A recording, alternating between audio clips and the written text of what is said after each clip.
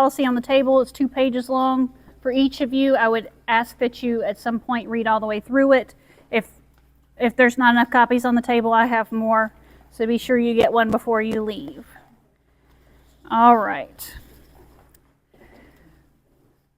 For our purposes, when we say we need adults with a group, those are people that are 21 and over.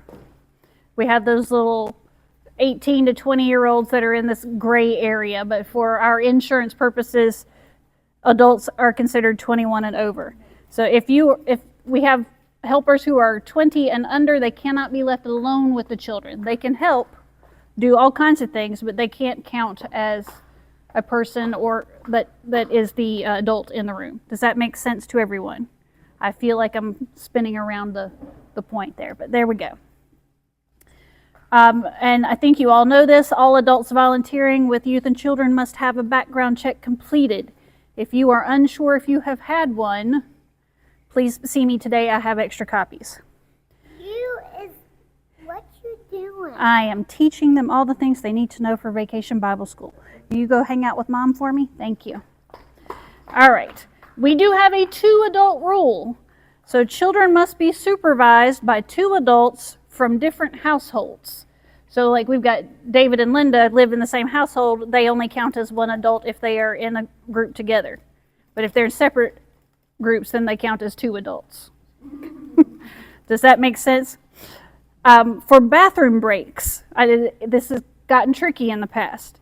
So we have to take the children in groups of at least 2. So make sure you've got at least 2 kids going to the bathroom with you, so it's not you alone with the child. That is to protect child, that is also to protect you.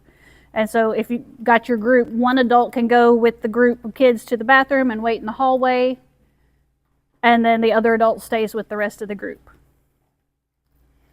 Any questions about the 2-adult rule, the supervision, bathroom breaks, before I move on to the next section? All right, and now we get into the sad stuff. If you suspect or are made aware that a child has experienced any type of abuse or neglect, report it immediately to Neil. Neil's the person to go to for that. He's the head of our staff. And the child's parents, unless you think it's going to put the child in danger to tell their parents. But if you suspect that someone other than the parents are the ones neglecting or abusing the child, then be sure you inform the parents as well. When it's reported, you may be asked to participate in reporting to the authorities as well, so that we can get a complete picture of what's going on. If a volunteer or staff member is involved in alleged abuse or neglect of a child, again, go to Neil immediately and notify him. The parents will be notified. The alleged perpetrator will be put on leave and must stay away from the premises and the victims and witnesses during an investigation.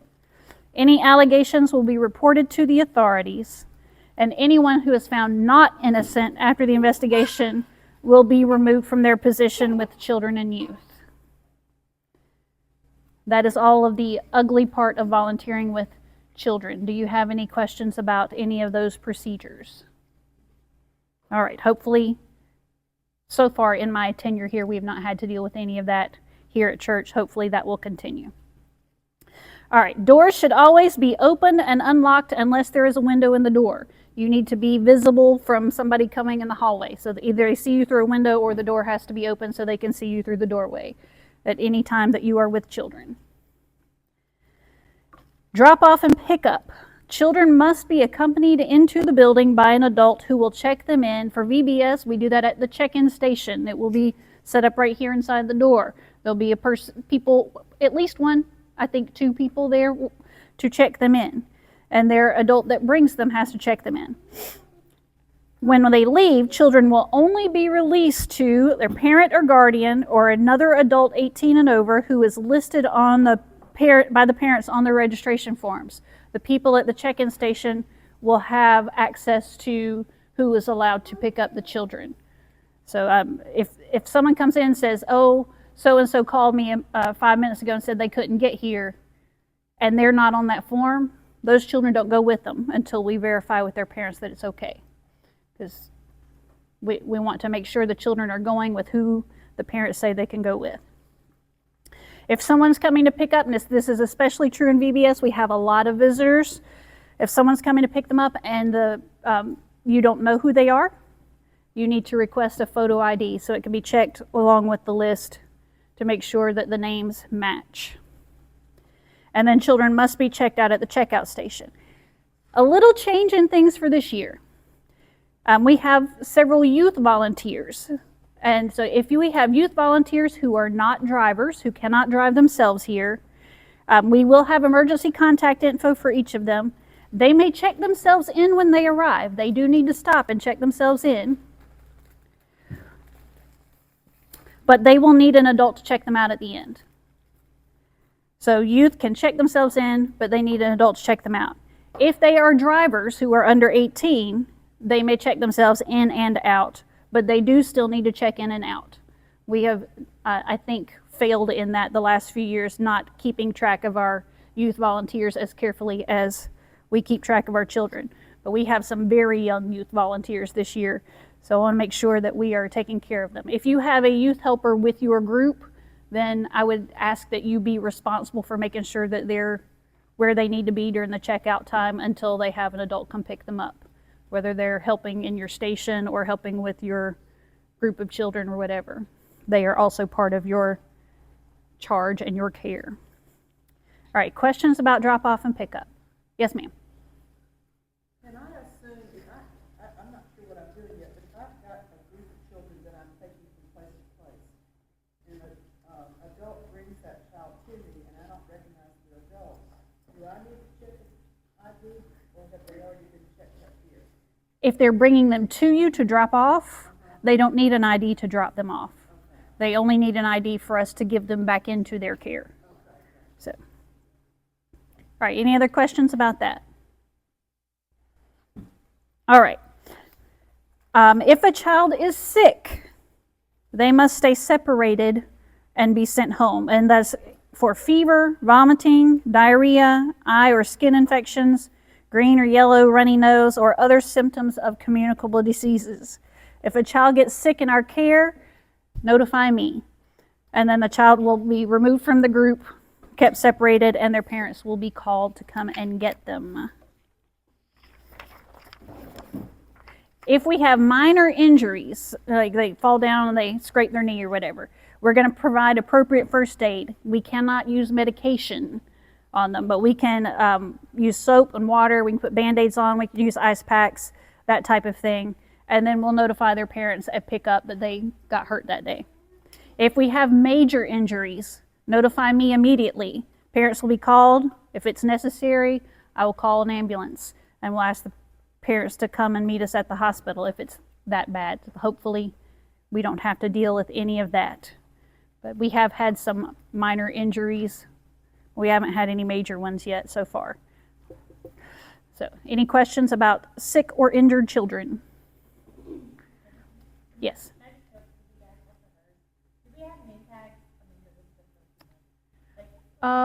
We have. I don't know everybody here, but I think what she was saying is that if you I'm the group leader and you, like somebody brings the kids to me. We have used name tags in the past. I had not thought about it, but I should get some little sticky name tags for us to have name tags for the volunteers. So. Like, you know, I know that she's a volunteer because she has name tags. Yeah.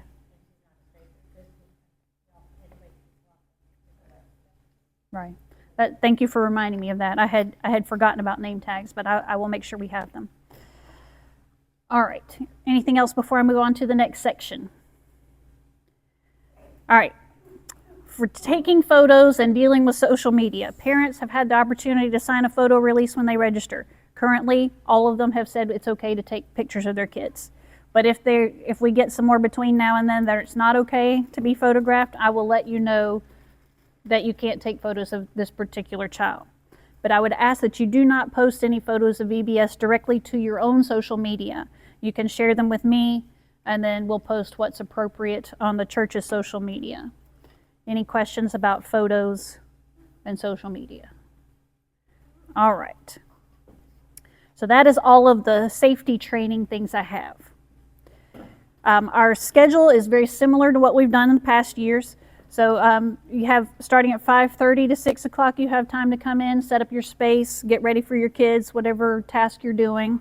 You have time to do that. And then check-in will begin at 5:45, so parents can start bringing them in so they're not all rushing in right at 6 o'clock. And then from 6 to 6:30, we have dinner. And I would encourage you, if you are a group leader, to, during that time, take advantage of the bathroom for your kids. Encourage them to go so that can they don't have to go as much later. And then 6:30 to 6:50, we'll have our opening program, which will be music. We'll do our Bible story. We'll do our big idea reveal. That's the theme for each night, what we're talking about. So all that will happen during the opening time. Preschool group, I will talk to you. Yours is going to be a little bit different, but I'll come talk to you when we break into small groups in a little bit. And then from 6:50 to 8:20, we'll rotate through the stations. Our stations this year are, we have the arts and crafts. I'm calling them booths and tents for the carnival. Arts and crafts booth. We have the carnival games. We have the performers tent and the house of mirrors. So those are the 4 stations that the groups will rotate through. We're doing something a little different this year because of the carnival theme. We're going to have carnival tickets. Every booth or tent will hand out tickets at each night. So your kids come to your group, you give them a ticket. So that everybody is collecting tickets. Group leaders will also have opportunity to hand out tickets. We'll go over that during small group time about how we'll handle that. And then at the end of the evening, I'm going to shorten the little closing program so they'll have time to visit the ticket booth and exchange their tickets for prizes. So if you run out of tickets, let me know. You'll be provided with a roll of them. I'm separating them into smaller rolls, but then like as the kids turn them back in, I'll have more to hand out if you run out. So that's carnival tickets. Last thing is not last thing, but the last thing in this section, we are decorating on July the 12th at 10 a.m. That's a Saturday. I'm hoping some of you are going to show up because nobody has signed up to help decorate this year, and I cannot do it all by myself. So July the 12th at 10 a.m., if you are available to come help us put decorations up and get things set up for VBS, I would appreciate having as much help as possible. I know in the past we've needed a staple gun, so if anybody wants to bring one of those, that would be helpful. I don't know if we'll need it, but we might. All right. I sent you all emails with your tasks on them, but I've heard some people say that they did not. When a week or two ago, maybe? And it was your task for is this, and then it said on there. But I have the list in here somewhere, and I will go over it right now as soon as I find it. I'm assuming opening is going to be in here. Yep. All right, just to go over, in case you did not see it in your email. For dinner, Nancy is in charge of dinners. And her helpers are Emily, Linda, Clark, Elaine, Julie, Tracy, and Ashlyn. Small group leaders. For the preschool, we have Rebecca, Juliana, Melissa, and Ashley. And then on Wednesday night, when Melissa's not here, Amy's going to be in there with you. Kindergarten and first grade, we'll have David Murray and Gwen. This is Gwen right here, in case you haven't met her. Yep, okay. Second and third grade, we'll have Amanda Linker, Linda, and Madeline will be helping you guys. This is Madeline over here. All right. And fourth and fifth grade, we'll have Scott and Barbara Whaley. For check-in and check-out, Amy's going to be in charge of that. Bob Remsburg is going to help you with that. For arts and crafts, Barb Sieverts. Priscilla will be here every night except for Sunday. Carol will be helping you on Sunday. And then Kinley will be your youth helper with that. House of Mirrors is Teresa Watson and Stephanie Campbell. Neither of them are here, but that's who's in charge of that one. Performers tent is Deb Morse. Deb is over here. And then Tammy is not here. She's on vacation, Tammy Remsburg. And then in games, we have Rex and Dion will be helping you. And you'll have a youth helper, Mackenzie Hansen is her name. Okay, good. For water play, we have Rex. And then Scott and Barbara both said that they would help, so they may tag team out for water play. And then I forgot to update this. Linda Dowse is going to help with dinners as well. I had her down under my unassigned list, and I forgot to move her when I assigned her. All right, does anybody not get their assignment?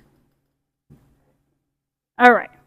Well, at this point, or whenever you all look like you're done eating, we're going to break into groups. So if you